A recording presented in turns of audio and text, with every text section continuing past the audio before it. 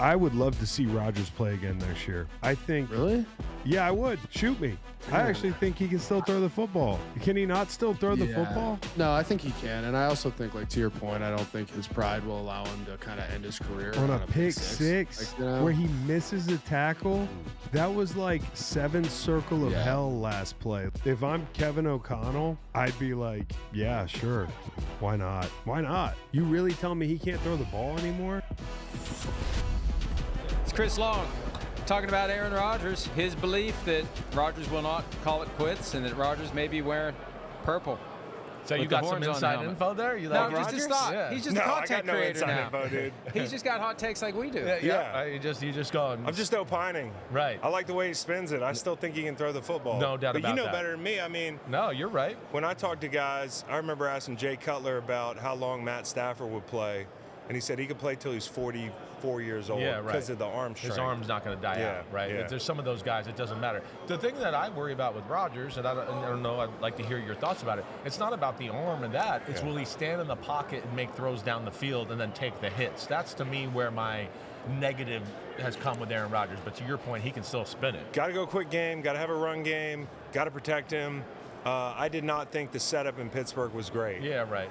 You know, I didn't think the pieces worked together. And, like, you know, I love Kenny Gainwell, but when he's your team MVP, you know, it says something about the weapons you have outside. And I thought that the tackle play really suspect there. Yeah, right. He can't drop back to pass and be thinking about what if. Right. And, you know, it's reasonable to be thinking about that at 42 years old or whatever it is. Yeah, I hear that. Yeah. If the Steelers don't bring back Aaron Rodgers, presumably because he chooses not to return and goes somewhere else, what do you think they should do? Develop a young guy or try to find a veteran? I would think probably develop a young guy. I mean, I don't know as much about the draft class. Like, I kind of it's early. I take that part of the calendar off, and I defer to people like you who are probably watching the tape. There's no need to, like, put an extra burden on myself and say I'm a college football expert too. But I would think they're kind of in that purgatory, and they've never ripped the Band-Aid off. Like, they've always been in that kind of middling spot. And so I think it's interesting. And obviously with the change in the guard, it's going to be huge, man. Like, just see what Mike can cook up there. As for Rodgers, I don't hate Minnesota. I liked it before this season. I thought JJ showed some good stuff towards the end of the season. I don't know how you felt about that, but the injuries are certainly a concern. Right. Yeah, I'm not really sure. Pittsburgh, that's going to be an interesting one. Yeah. How about you personally? You missed the game? I do sometimes. Right. I think I miss it on Sunday. Yeah. But the realization I had a few years out, and you probably had the same thing, which is like, it's easy to say I missed the game, but do you miss the work? Yeah, right. Because it takes so much to put yourself in a position to do the thing you miss, which is putting your hand in the ground, in the dirt on third down or whatever. Right. There's so much day in and day out, 365. And you were a psycho. Yeah, so you have to be. Obsessed. You have to be. Right. So, yeah. When did you know? I mean, were you like? I know for me, watching my dad, I knew at like 4 or 5 years old. I was like, I'm NFL. I'm obsessed with it. I want to do it. Yeah. You were the same experience as me. Yeah. But did it hit you early on, or did you grow into it? What was your kind of like love affair with football as a kid? I played baseball growing up. Yeah. That was probably my favorite sport for a long time. Played basketball, played lacrosse, and like I almost kind of resisted the urge to do what my dad did. Yeah, right. You know, because there's a lot of pressure. Sure. And you're subconsciously maybe opting out of it in your head, but like eventually. Yeah, I got the bug in high school. High school is when it's changed for you. Yeah, probably sophomore, junior year. I said, I want to do this in college. But even at Virginia, I was like, man, I don't know if I want to play in the pros. Like, I just want to do the best job I can. Interesting. And spring game sophomore year, I think some of the upperclassmen were like, hey, man, you have a chance to be pretty good. Yeah. And I was like, okay. Right. So I'm going to keep working at this, and you kind of go where you're wanted and needed. Right. Yeah. And then he came up to Jersey and worked out with me before the draft. Yeah, dude. That's where everybody kind of That's how started you to end up know second each overall other. pick, right? Right. With your influence. With You were his the first influence. overall pick without your influence. Yeah, That's the real story. It was a down draft. Exactly right. Yeah. So that's funny though. So sophomore is when high school is when it changed for you, and you never put the NFL on your radar and kind of just worked your way up to that I've area. always been, and this isn't to say I don't love the game or I don't work like I absolutely, my life depends on it. That's the hard work your dad instilled in you. I had the same thing where my dad was like, I don't care what you do, but whatever you can do, you can outwork everybody. Yeah, that's right. And so I just kept things kind of year to year. It's like, hey, I'm focused on being the best high school player I can be, college player. And then, when you realize you got a goal in front of you, which is the pros. I remember junior year, they told me, hey, come out. You can get your grade. Right. Got a bottom of the first round grade. Yeah. A lot of people said, hey, come out. I said, I think I can do something this senior year. So, kind of gambled and worked out. All right, your brother's sitting over here, right? Where is he? Right there he the is. big behemoth over there. Good-looking guy, right? dude, yeah. I mean, you guys are all part caveman, but he's the caviest of the family, okay? Your dad, all that. Australopithecine. Well, how did it become he became Mr. Johnny Blazer, professional guy, as he sang F He just said hello. Right? Yeah. That's how he says. That's how I say hello, too. That's why we get along. Yeah. So how did he be? Your dad and him are definitely Johnny professional guy, and you're Mr. Tattoo Cool. Right? Yeah, no. I just like working from home. That's it. That's the difference between me and my dad and my brother. They always go like, Chris is different. Chris is different. That's what they love. They love Chris saying is different. that. He's different. Chris does what he wants. Chris marches the beat of his own drummer. I mean, he's so good on TV, man. He's gonna follow in Dad's footsteps, man. I love seeing him do that. He's awesome. And I like kind of the flow, what you guys do, which is just get up there and shoot the breeze. You can do it from your house. You can work from West Virginia if you want. I do. I'm your neighbor in Virginia, and I don't have to leave. That's kind of why I love my job. And listen, I can't tie a real good knot, tying ties. yeah. And They got clip-ons. I get frustrated when I have to pack suits for an event like this. My wife has to help me, so I'm best in a T-shirt, man. Yeah. Hey, if it goes down between the two of you, who wins? Well, he's going to have to kill me, which is what my dad would probably tell you. But I think that's a nice way of saying, Chris is really tough, but Kyle is an immovable object, dude. Right. That's a very scary individual. Well, it's great Definitely. because Matt Sims was here yesterday, and I think he's a little afraid of it. You think so? Yes. No, you Yes. know that. Yeah. No, got but big here's what I brother got. I got the big brother powers. thing. I can walk over here right now and be Yeah. like, hey, and he might in the back of his head, even though he could crush me. Right. He's a little bit yeah, wary. wait, this is my older brother. Why is he so confident? Yeah, right, exactly right. That's what older brothers got there. Yeah. All right, so another thing. Just because you are old school in a lot of ways too, but you were kind of in the generation of pass rushers where the rules changed. Yeah. And we can't, tough. kiss. You gotta kiss quarterbacks as you go by them now, Yeah. right? Yeah. How do you view all that? It drives me crazy, right? I hate it. But how do you view it as a pass rusher? Well, and certainly not take a shot at this quarterback, but I remember watching a playoff game, I think, with Joe Webb. Yeah. And that's when I got it.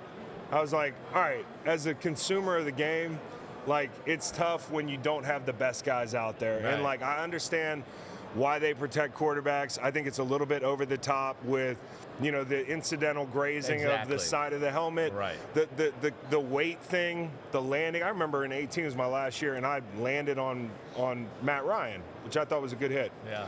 And they flagged me, and I was like, it's about time to get out of the game because things are changing now. So that part of it, the body weight thing is really tough for me. Right. Yeah. Yeah. It's got overboard. But I understand. Yeah. I understand. Yeah, I get you. You were one of the few in the summer that was outspoken after the work that Pablo Torre and I did, and I appreciate that you were because not a whole lot of other people seem to understand what the hell was going on.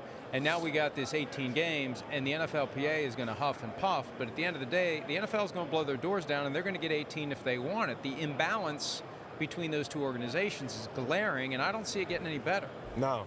Need some good leadership, man. You need guys that kind of feel like they have nothing to lose. They just want to do the right thing for the players. And the NFL is so powerful, man. As you said, they could huff and puff, they could blow your door down and if they want. And I think there has to be limits. You talk about the 18th game. I don't know if there's empirical evidence of this, but I feel like people are hurt a lot more. And, a lot of people can, point to, hey, training camp has changed, and that's what players wanted, and the CBA. Maybe it went too far in the direction of, hey, we don't get our work in. Don't get to hit enough. I'm not sure, but that's an example of something we certainly can't do any more, can we? Right. More is not always more. One of the things that makes the NFL great is you only see it a certain amount of times on TV every year. Right. It feels like you're constantly pushing back against the NFL. more is always more to them. Yeah. Like they're just kind of like Pigs get fat, hogs get slaughtered. Charles Barkley called them pigs, man. Right. He was like, those pigs at the NFL, they want to take Christmas, they want to take, and he's right. Yeah. I mean, and that's what we're up against all the time. But No Mark doubt Cuban about it. said that 12 years ago, pigs get fat, hogs get slaughtered, and then he has since said, you know, I was wrong. Right. Yeah, no, They're we just don't. keep hogging everything. Well, maybe the No. hog's not fat enough yet. It just hasn't happened, but we'll see. But I think there is some danger in what you're saying there. Well, you know, it drives me crazy, Chris, because why can't a business just stay as successful as it is? Why does everything have to keep getting bigger and bigger and bigger and more profit? Like, we've got something good going. Let's just keep doing what we're doing. This Yeah. is it. This is perfect. Well, I just would never. I playing football gave me a life that I could never imagine having. I'm so lucky. I'm so blessed to be able to provide for my family and have a lot of fun with the money I made.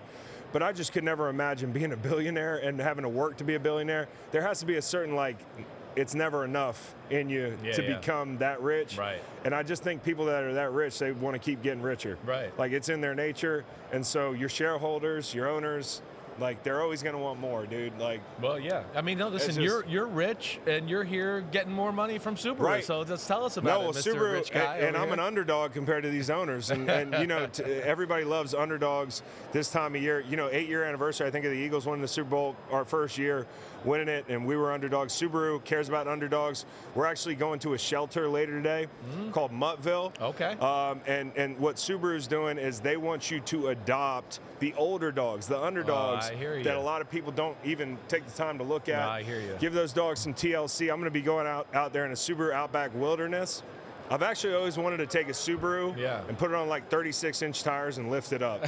So maybe as a result of this partnership, I'll be able to do that. Right. But today we're going to pet some dogs, and I think Subaru's doing a great job appreciating and shining light on the underdogs. That's a really cool thing to do, though. Yeah. I love animals. Got Hell yeah. animals. Got dogs. He's And got you're right. chickens. The old, Yeah. chickens, roosters, Yeah. horses. I got it all. But yeah, that's awesome. The old dogs always get kind of screwed over. Well, when they tell Right. you, hey, you got some stuff with Subaru this week, what are you going to do? All right, well, I'm going to be playing with dogs. Yeah. Like for half the And you day. were like, okay. I'm in, dude. I'm down. That's exactly it. That's awesome. Hey, you had 1 year with Bill Belichick. Yeah. Big news last week. Obviously, he didn't get into the Hall of Fame. What were your thoughts on that? I thought it was BS, man. Like, yeah, pragmatically, like, it's the Hall of Fame. He's the best coach that ever coached. And I know that, like, you could say, oh, well, his record wasn't as good elsewhere. I'm like, okay, well, let's hold everybody else to that standard. You know, and also on top of that, they put his game plan for what? Like, one of the Super Bowls early on, like, 25. immediately in the Hall of Fame. And if it's about Spygate, then the NFL, to me, is silly for drawing a line in the sand here, but not drawing a real line in the sand back then. Like, you're gonna enjoy a whole generation of Bill Belichick greatness. Right. It's gonna help the game. It's gonna advance the ball for these owners. Right. And then when it's time to recognize the guy, you're gonna Right. say, well, happened that was a way deal back. breaker. Yeah, right. You know, That's a good point by you. And if it was that big a deal, then they should have Pete Rosed him. Right. They didn't. Right. And so, like, you know, I think it's BS, man. I know Bill's not perfect, but, like, he always treated me like a man, dude. Yeah. You know, and that to me was like, I had coaches that would walk around telling you the truth, walk 100 miles around telling you the truth. Bill would never do that. He would just hit you straight up with it, and you might not like it, and you might be like, he's mean, he's crass, but he's always going to tell you the truth. Right. I appreciate that about him, and I always say this: he'll walk around the field, and he'll coach every position better than the position coach. Right. It's the only coach I've ever had, maybe outside of Scar that year. Yeah, gotcha. He could walk around and coach every position. Yeah, no doubt about it. All right, All we right, gotta last go. one. We got to go. I got one more. Okay, I want to. Who's going to be on the Green Light podcast first? Him, me, or both at the same time? Why don't we do it at the same time? All right, let's do it. Dude, that would be incredible. Yeah. All right, we gotta do I'm it. sick of being with him. Just, Can I come to West bring him Virginia? by Can I his, see your homestead? Yes, absolutely. Maybe I we'll don't do a know. Green You'd have, Light to, Road you'd have show. to bend over to get inside the barn door. It's okay, dude. But yeah, man, come hang out in the Okay, barn. that'd It'd be be awesome. That's and my you come favorite down thing. and you can bring some, Let's bring go. some Local well, agriculture. We Yeah, do. some Well, ag. we get along that way. It's funny ag out there, dude. All right, Chris Long. We'll be back with more PFT Live right after this. Hi, it's Mike Florio. Thanks for watching PFT on YouTube. Hit subscribe for the latest news and analysis from Pro Football Talk.